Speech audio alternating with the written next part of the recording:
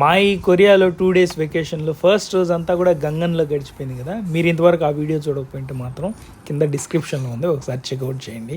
అలా morning to evening గంగన్లో గడిపిన తర్వాత ఈవినింగ్ అయితే ప్యాంగ్చాంగ్కి బయలుదేరేసాము. వెళ్తూ దారిలోనే మేమైతే ఒక స్కీయింగ్ రెంటల్ షాప్ కనబడితే అక్కడ ఆగాము. వెళ్ళేటప్పుడే స్కీయింగ్ రెంటల్స్ ఒకేసారి బుక్ చేసుకుని వెళ్దామని. మనకు రిసార్ట్లో కూడా ఉంటాయి స్కీయింగ్ రెంటల్స్, కాకపోతే అవి కొంచెం ఎక్స్పెన్సివ్ ఉంటాయి. ఈ స్కీయింగ్లో 2 types ఉంటాయి, ఒకటి బోర్డు లేదంటే ప్యాడ్స్. ఈ షూస్ అయితే స్కీయింగ్ బోర్డుకి సంబంధించింది, ఇవైతే స్కీయింగ్ ప్యాడ్లకు సంబంధించింది. నేనైతే ఫస్ట్ టైం స్కీయింగ్ ప్యాడ్లు చేయబోతున్నాను. ఇక్కడ కనబడేటి అయితే స్కీయింగ్ ప్యాడ్లు, అదే స్కీయింగ్ బోర్డులు అయితే ఇలా ఉంటాయి. మనం లోపలికి వెళ్ళిన తర్వాత మన షూ సైజ్ చెప్పిన తర్వాత వాళ్ళైతే మనకు మన సైజుకి సరిపడా షూస్ అయితే ఇస్తారు. ఇవి చాలా హార్డ్గా ఉంటాయి. ఫస్ట్ మనం ఫిట్ చెక్ చేసుకున్న తర్వాత వాళ్ళకి మనం రిజర్వ్ చేసుకోవచ్చు.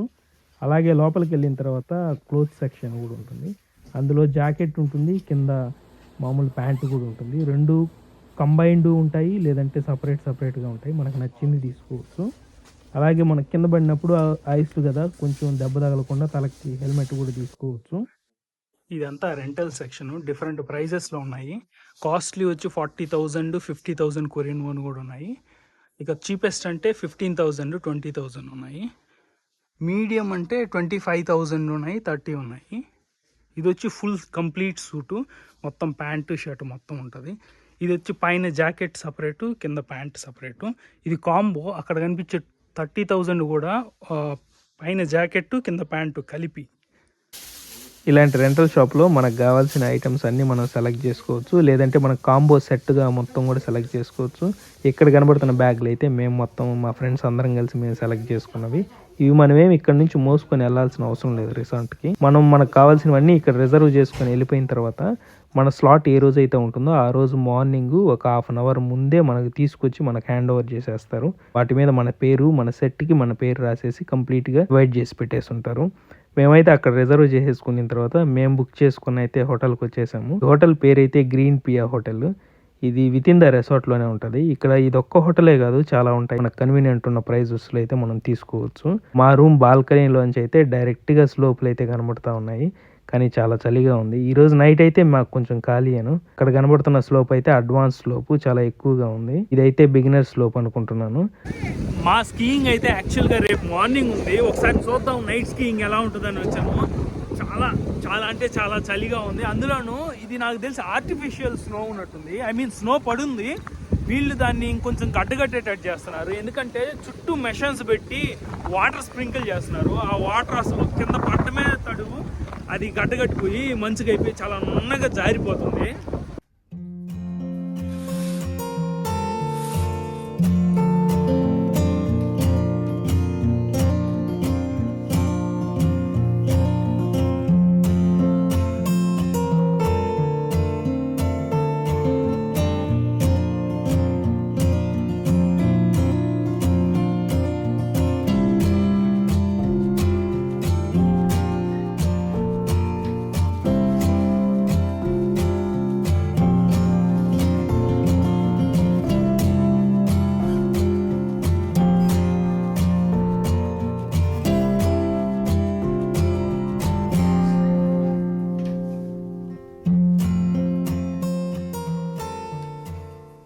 Very excited to ski. First time కదా, ఇలాగే ఉంటుంది. కాకపోతే రాత్రి మా వాళ్ళంతా ఫుల్గా భయపెట్టేశారు నన్ను. ఇది స్కీయింగ్లో స్టాప్ చేసేది ఉంటుంది, ఎలా ఆపాలనేది అదే మెయిన్గా తెలుసుకోవాలి. లేదంటే కింద పడ్డామంటే గట్టిగా ఉంటాయి షూస్ కానీ, మనకు ప్యాడ్లు కానీ, మోకాళ్ళకి ఇవన్నీ. ఒకసారి కింద పడ్డాము, లేదంటే ఇలా టర్న్ అయిపోయి అలా టర్న్ అయినామంటే ఎముకలు కొంచెం ట్విస్ట్ అవుతాయి, అది ఇది అని చెప్పారు. రాత్రి అంతా అయితే నేను యూట్యూబ్ వీడియోలు అవి చూసుకుంటా, బేసిక్స్ ఎలా ఆపాలి, ఎలా ముందుకెళ్ళాలి, ఎలా టర్న్ తిరగాలి అన్నీ చూసుకుంటా ఉన్నాను. ఏదేమైనా వీడియో చూసేదానికి ప్రాక్టికల్గా చేసేదానికి కొంచెం తేడా ఉంటుంది కదా. కానీ మార్నింగ్ అయితే వెదర్ భలే ఉంది. ఇదంతా హిల్ ఏరియా, ఎక్కువ చలిగా ఉంటుంది. కానీ ఇప్పుడే స్టార్ట్ అవుతుంది. నాకు తెలిసి 9 o'clockకి ఫస్ట్ ట్రిప్ స్టార్ట్ అవుతుంది. బ్యాచ్లుగా ఉంటాయి. లిఫ్ట్లు మొత్తం రెడీ చేస్తూ ఉన్నారు. వాళ్ళ టైం షెడ్యూల్ 9 o'clock కదా, ఇప్పుడు 8:30 అవుతుంది టైము. అందరూ ఒక్కొక్కరుగా వస్తూ ఉన్నారు. ఇక దాంట్లో ఉన్న స్టాఫ్ అయితే కొంచెం క్లియర్ చేస్తూ ఉన్నారు, ఇది స్టార్ట్ అయ్యేలోపు బ్యాచ్. ఇవన్నీ స్లోప్స్, ఒక్కొక్క స్లోపు. ఇక్కడ గైడ్ మ్యాప్ కూడా ఇస్తున్నారు. డిఫరెంట్ పీపుల్కి డిఫరెంట్ గైడ్ మ్యాప్. ఇక్కడ కనబడుతుంది కదా, ఈ స్లోప్ రాస్తున్నారు ఎల్లో అని పింక్ అని. ఈ ఎల్లో ఈ పింక్ ఇవి రెండు కూడా బిగినర్స్కి, అంటే నాలాంటి వాళ్ళకి. ఈ మిగిలినవన్నీ అడ్వాన్స్. మేమంతా మార్నింగ్ లేసి స్కీ సూట్ వేసుకొని రెడీ అయ్యి కిందకు వచ్చేసే లోపు నిన్న మేము షాప్లో రిజర్వ్ చేసాం కదా మా ఎక్విప్మెంట్స్ మొత్తం, ఈ గీర్ అంతా ఎత్తుకొని అయితే వచ్చేసారు. మేము మా బ్యాగులు మేము తీసుకొని లోపలికైతే ఎంటర్ అయిపోయాము. ఈ ఎంటర్ లాకర్ రూమ్ సెక్షన్. మనది ఏమన్నా థింగ్స్ ఉంటే ఇక్కడ మనం లాక్ చేసుకోవచ్చు.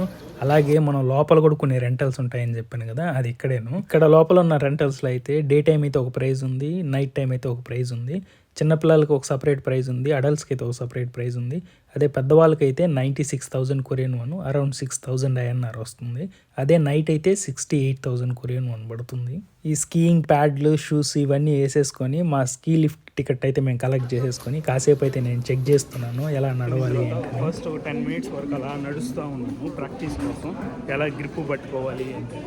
ఇవి స్కీయింగ్ బోర్డ్స్. ఈ స్కీయింగ్ బోర్డ్స్ తీసుకున్న తర్వాత వీటిని ఫస్ట్ మనం ఎలా వేయాలి అంటే, అక్కడ ముందు కోసుగా ఉంది కదా, అది ముందుకు ఉండాలి, అది ముందుకు అనమాట. ఈ ఫ్లాట్గా ఉన్నది మాత్రం బ్యాక్ సైడ్ కిని. ఫస్ట్ మన షూ తీసుకొని ఈ స్టార్టింగ్ ఈ ఫస్ట్ ఈ కొస పెట్టాలి. ఈ కొస పెట్టిన తర్వాత ఇలా జస్ట్ ఇలా ప్రెస్ చేసామంటే ఇదైతే పడిపోతుంది. ఇప్పుడైతే మన లెగ్కి అయితే ఇది అంటుకునేసింది. అదేవిధంగా ఇది కూడా ఎక్కాలి. కానీ నా సజెషన్ ఏంటంటే, ఫస్ట్ ఒకటి వేసుకొని ఆ ఒకదాంతో ప్రాక్టీస్ చేయాలన్నమాట. అంటే ఒక కాలు లేపి ఇలా ఇలా కొంచెం ముందుకు నెట్టడం, అలా ప్రాక్టీస్ చేసిన తర్వాత ఆ రెండోది వేసుకోవాలి. ఇప్పుడైతే మనం ఈజీగా పడం. ఇప్పుడైతే నేను పడిపోయా. రాత్రంతా కష్టపడి యూట్యూబ్లో చూసిన స్కిల్స్ అన్నీ మీ ముందు ప్రదర్శిస్తున్నాను. ఇలా ప్యారలల్గా ఉంటేమో ముందుకెళ్తుంది, లేదంటే ఇలా ఏ షేప్లో పెట్టామంటే మాత్రం ఆగిపోతుంది. అది బ్రేక్స్ అనమాట. ఈ బ్రేక్స్ వేయడం, ముందుకు పోవడమే నేను ఆల్మోస్ట్ ఒక 1/2 hour ప్రాక్టీస్ చేశాను. నేనైతే మా వాళ్ళు ముందు వెళ్ళిపోయినా కూడా అలా ఒక 1/2 hour వరకు నేను ప్రాక్టీస్ చేసి తర్వాత ఈ స్కై లిఫ్ట్ ఎక్కి మౌంటైన్ టాప్కి వెళ్ళిపోయాము. అని నేనైతే వీడియో రికార్డ్ చేయలేకపోయాను, ఎందుకంటే చేతికి ఫుల్ గ్లౌజెస్ ఉన్నాయి. అలాగే నాకు వీడియో రికార్డ్ చేయడానికి ఎవరు లేరు. అసలు ఎంత స్లోప్ ఉందో చూడండి. చాలా మంది చేస్తున్నారు, అంటే వాళ్ళకి అలవాటు ఉన్న వాళ్ళు. ఇది ఆపేటప్పుడు కానీ సైడ్ తిరిగేటప్పుడు కొంచెం తేడాగా ఉంది. ఈ యాంగ్ప్యాంగ్ రిసార్ట్ లో నాట్ ఓన్లీ స్కీయింగ్ అండి, ఇంకా కొన్ని అదర్ వింటర్ గేమ్స్ కూడా ఉన్నాయి. అలాగే గోల్ఫ్ కోర్ట్స్ కూడా ఉన్నాయి. ఈ ఏరియాలో, యాంగ్ప్యాంగ్ ఏరియాలో వింటర్ ఒలింపిక్స్ చేశారు. 2018 వింటర్ ఒలింపిక్స్ అది ఇక్కడే చేశారు. సో అందుకని చెప్పి ఇక్కడ బాగా టూరిజం ఎక్కువ అనమాట. ఇలాంటి వింటర్ స్పోర్ట్స్ కి ఎక్కువ ఇది ఫేమస్.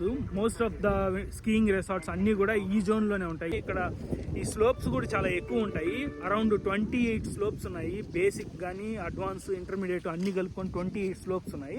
ఈ స్కై లిఫ్ట్స్ వచ్చి 14 స్కై లిఫ్ట్స్ ఉన్నాయి. ఒకసారి మనం టికెట్ పాస్ అయిన తర్వాత ఆ స్కై లిఫ్ట్ లో మనం ఎన్నిసార్లు అయినా పైకి వెళ్ళి టాప్కి వెళ్ళి అక్కడ నుంచి మళ్ళీ మనం స్కీ చేసుకుంటా కిందకు వచ్చేయచ్చు.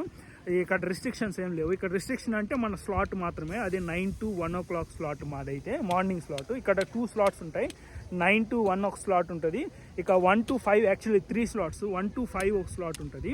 ఇంకొక స్లాట్ వచ్చి 5 నుంచి హోల్ నైట్ మొత్తం. అంటే మనం నైట్ ఎక్కువసేపు ఉండలేం కాబట్టి అని చెప్పి వాళ్ళు అలా అన్లిమిటెడ్ లాగా అలా ఇచ్చేస్తుంటారు. ఒక 11-12 కల్లా మనకు టెంపరేచర్స్ భారీగా పడిపోతాయి కాబట్టి అసలు ఎవరు ఉండలేరు, అంతసేపు వచ్చేస్తారు. ఒక్కసారి అడ్వాన్స్కి బేసిక్ ఉన్న డిఫరెన్స్ చూడండి. ఈ స్లోప్ అయితే అడ్వాన్స్డ్ స్లోప్.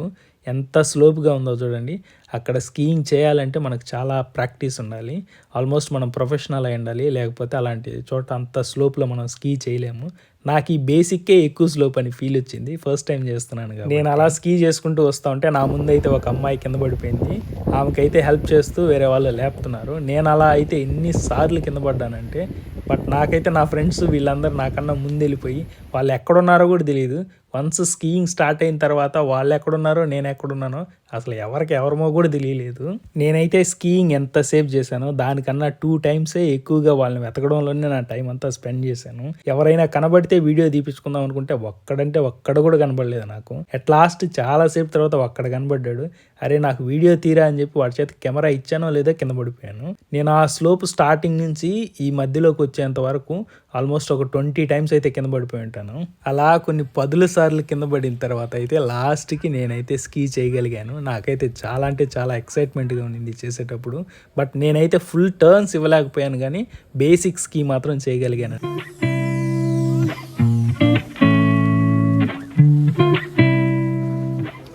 ఎవరైనా స్కీ చేసి అలసిపోతారు, మేమైతే కింద పడి లేయడానికే మా ఎనర్జీని అంతా వాడైతే అలసిపోయాము. అలా మేము క్విక్గా ఒక లంచ్కి వచ్చేసి లంచ్ తినేసి కొంచెం డ్రింక్ తాగేసి మేమైతే లాస్ట్ టైం స్కీ చేసేసి వెళ్ళిపోదామని వచ్చాము.